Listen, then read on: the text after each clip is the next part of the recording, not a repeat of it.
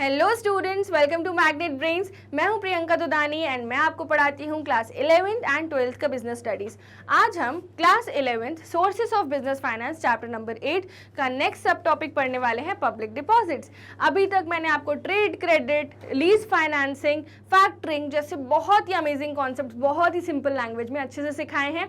अब हम आगे बढ़ेंगे विथ पब्लिक डिपॉजिट्स। सो जैसा कि मैं आपका वेलकम कर ही चुकी हूँ, मैग्नेट ब्रेन्स इकलौता ऐसा प्लेटफॉर्म है जो आपको प्रोवाइड करता है high quality education that is 100% free. ऐसा कोई यूट्यूब चैनल नहीं है जो आपको 100% complete fully organised course along with daily practice problems provide कर रहा हो 100% free. Yes students, I can claim this because Magnet Brains is serving from a lot of years to all the students providing school education at completely free of cost. And students, यहाँ पर हम आपको तैयारी करवाते हैं English medium में kindergarten से लेके क्लास 12 तक की फॉर CBSE बोर्ड, जो कि ये वाला चैनल है। एंड हमारा एक सेपरेट चैनल है by name of Magnet Brains Hindi medium. So वहाँ पर हम क्लास 6 से लेके क्लास 12 तक की प्रिपरेशन आपको करवाते हैं for Delhi board, Bihar board, UP board, MP board and Rajasthan board. So अगर आप किसी भी स्टूडेंट को जानते हैं जो हिंदी मीडियम से है, आप उन्हें बता सकते हैं magnet Brains Hindi medium channel के बारे में। एंड स्टूडेंट्स, हम आपको प्रोवाइड करते हैं fully organised complete courses along with daily practice problems. Apart from this students, जो हम आपको एजुकेशन प्रोवाइड कर रहे हैं, इसके हम e notes and e books भी आपको देते हैं, जिसकी लिंक आपको डिस्क्रिप्शन बॉक्स में मिल जाएगी। अगर आपको चाहिए e notes and e books, आप वहां पे जाइए एंड एक्सेस करिए।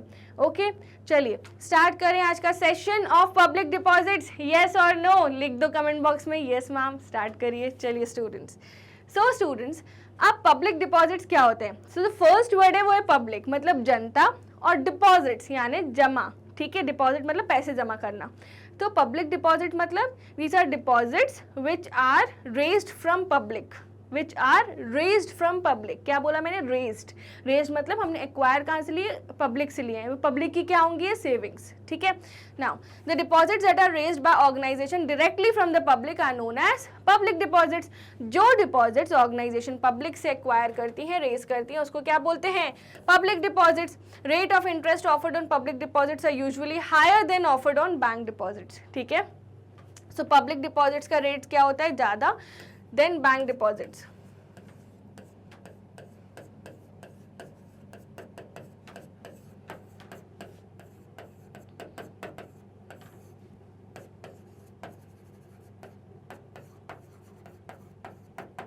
ठीक है, इस तरह से शॉर्ट नोट लिख सकते हो।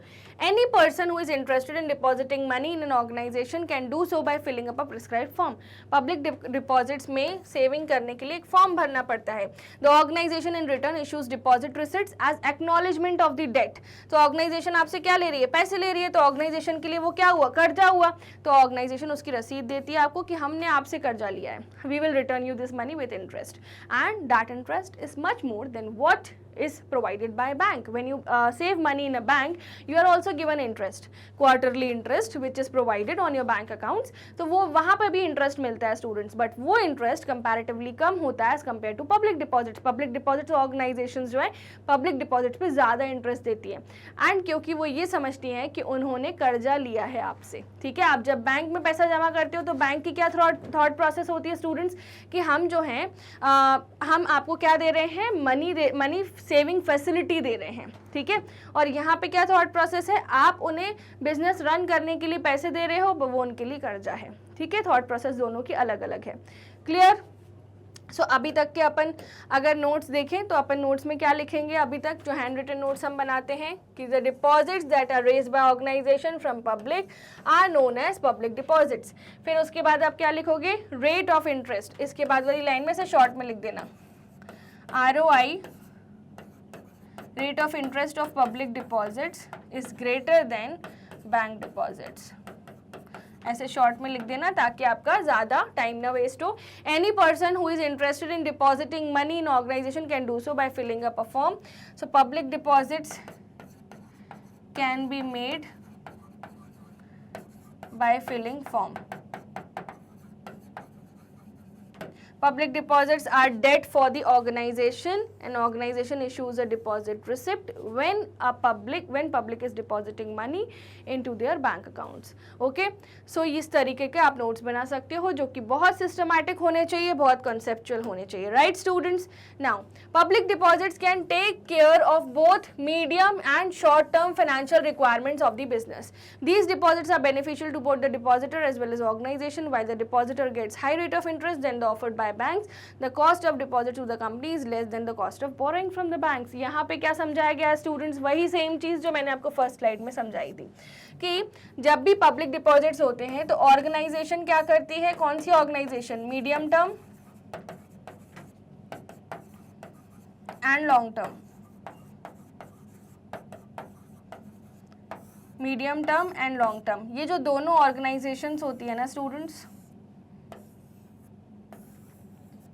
Medium term and long term, ये दोनों ऑर्गेनाइजेशंस जो होती हैं स्टूडेंट्स, ये क्या प्रोवाइड करती हैं, ये जो पब्लिक फॉर्म भर के इनके यहाँ पर पब्लिक डिपॉजिट्स कर रहे हैं,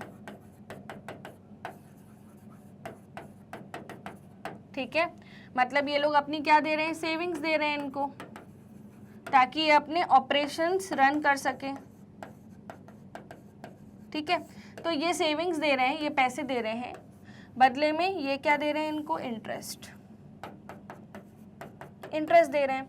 तो यहाँ पर ऑर्गेनाइजेशन का भी भला हो रहा है स्टूडेंट्स और डिपॉजिटर का भी भला हो रहा है, समझ रहे हो आप, ऑर्गेनाइजेशन का भी भला हो रहा है और डिपॉजिटर का भी भला हो रहा है, ठीक है। So it is beneficial to both the organization as well as the depositor. While the depositor gets high rate of interest then offered by banks, the cost of deposits to the company is less than the cost of borrowing from the banks. अब आप ये organisation आपको ज़्यादा ब्याज दे रही है तो आप बैंक में पैसे जमा करने से अच्छा ऑर्गेनाइजेशन को दे दो। ऑर्गेनाइजेशन इसको समझ रही है कि आपने कर्जा दिया है, बैंक में जब आप पैसे जमा करते हो तो बैंक क्या समझती है, बैंक आपको फैसिलिटी प्रोवाइड कर रही है, गुल्लक की, है ना, सेविंग्स की फैसिलिटी प्रोवाइड कर रही है। बट यहाँ पे ऑर्गेनाइजेशन समझ रही है कि आपने उनको पैसा दिया है ताकि वो अपना बिजनेस चला सके, तो आप उनके लिए वैल्यूएबल हो, फ्रैक्शनल ओनर बन जाते हो आप कहीं ना कहीं उनके लिए, तो वो आपको हाई रेट ऑफ इंटरेस्ट देती है। ये इंटरेस्ट रेट, ये जो ब्याज है, ये बैंक जो आपको ब्याज देती है उससे कई ज्यादा होता है, इसलिए यहाँ डिपॉजिटर का बेनिफिट होता है, right students. So the deposits are beneficial to both the depositor as well as the organization. While the depositor get high rate of interest than offered by banks, the cost of deposit to the company is less than the cost of borrowing. ठीक है, इसको अच्छे से note down करो, then हम आगे बढ़ते हैं। ओके स्टूडेंट्स, सो आपने लिखा इसको, कंपनीज जनरली क्या करती हैं, पब्लिक डिपॉजिट्स इनवाइट करती हैं 3 साल के लिए। कितने साल के लिए बोलो, 3 इयर्स के लिए। The acceptance of public deposits regulated by RBI, ये आरबीआई रेगुलेटेड है, ठीक है, मतलब ये ऑथेंटिक है। क्लियर स्टूडेंट्स, समझ में आया आपको। सो हमने क्या देखा, हमने देखा कि पब्लिक डिपॉजिट जो है मीडियम एंड शॉर्ट टर्म दोनों एंटरप्राइजेस के लिए इफेक्टिव है। यहाँ पे डिपॉजिटर ऑर्गेनाइजेशन दोनों का भला होता है। डिपॉजिटर को मिलता है high rate of interest, organization को क्या मिलता है स्टूडेंट्स, ऑर्गेनाइजेशन को मिलता है money to run its operations. It is for 3 years and it is regulated by RBI. Clear, सारे पॉइंट्स आपको एकदम क्रिस्टल क्लियर हैं। अब हम आगे बढ़ेंगे, जब तक के लिए आप ये 3 इयर्स एंड आरबीआई वाला पॉइंट लिखिए, फिर हम आगे मूव करेंगे with this topic. Okay students, अब आगे बढ़ते हैं अपन। Next, merits of public deposits. The merits of public deposits are: first, procedure of obtaining deposits is simple and does not contain restrictive conditions as are generally in the loan agreement. Loan में क्या होता है, हमें collateral रखना पड़ता है, ऊपर से बहुत सारे डॉक्यूमेंटेशन होती है, बट यहाँ पर बिल्कुल सिंपल है पब्लिक डिपॉजिट्स ऑब्टेन करना। Next, cost of public deposits is generally lower than the cost of borrowings from banks and financial institution. अगर आप बैंक से कुछ मनी बोरो करते हो तो आपका इंटरेस्ट रेट ज़्यादा लगता है, एंड अगर आप पब्लिक डिपॉजिट्स लेते हो तो उसका इंटरेस्ट रेट कम होता है। So it is more beneficial as compare to this other platforms. Okay, public deposits do not usually create any charge on the assets of the company. The assets can be used as security for raising loans from other sources. So public deposits ऐसा नहीं है कि अगर वो money return नहीं हुआ, है ना, तो फिर आपका एसेट्स पे चार्ज हो जाता है कंपनी के, नहीं, ठीक है।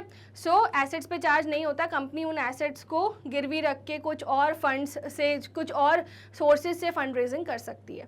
Okay, now as the depositors do not have voting rights, the control of company is not diluted. यहाँ पे डिपॉजिटर्स के पास वोटिंग राइट नहीं होती है, तो दैट्स वाई कंट्रोल जो है कंपनी का वो डाइल्यूट नहीं होता। जैसे कई बार इक्विटी शेयर होल्डर्स के पास वोटिंग राइट्स होती हैं, है ना, और कई बार जो ऐसे लोग होते हैं हाई नेटवर्थ इंडिविजुअल्स, जो कंपनीज उनको कुछ ना कुछ ओनरशिप दे के रखती है या फंड रेजिंग करती है इन्वेस्टर्स से, तब भी कुछ ना कुछ ओनरशिप ट्रांसफर करती है, बट पब्लिक डिपॉजिट्स के केस में ऐसा नहीं होता है। ओके स्टूडेंट्स, तो ये थे अपने मेरिट्स।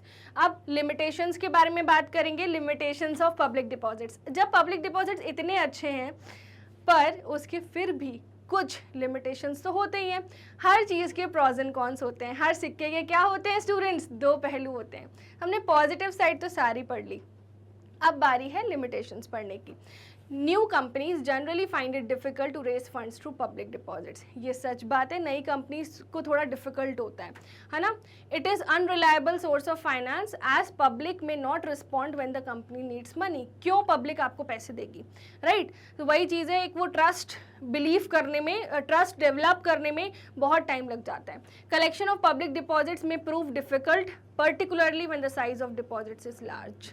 सो ये भी एक दिक्कत है, बट लिमिटेशंस कम ही है as compare to the merits. So students, that's all for the video. मिलते हैं अगले सेशन में। मैग्नेट ब्रेन्स इकलौता ऐसा प्लेटफॉर्म है जो कि आपको प्रोवाइड करता है 100% free high quality education of English medium and Hindi medium, both the courses.